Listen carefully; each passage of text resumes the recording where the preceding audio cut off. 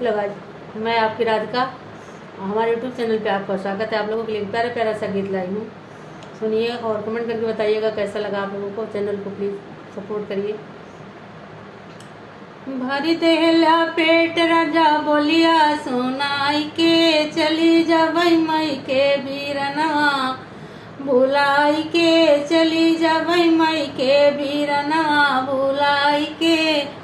का करी है सास मोरी, का करी है ससुर, का करी है सास मोरी, का करी है ससुर, का करी है ननदी देवर समझाई के।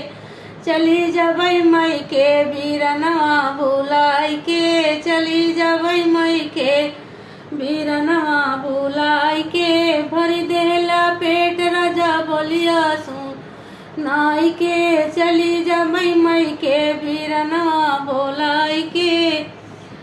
का करी है जेठ मोरा, का करी है जेठनी, का करी है जेठ मोरा, का करी है जेठनी, का करी है गाँव के लोग समझाई के।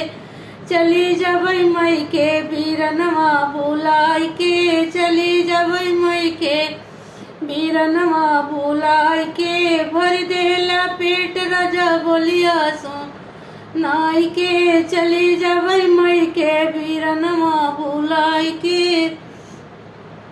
का करी है देवर मोरा, का करी है देवरानी, का करी है देवर मोरा, का करी है देवरानी, का करी है पियवा हमार समझाई के।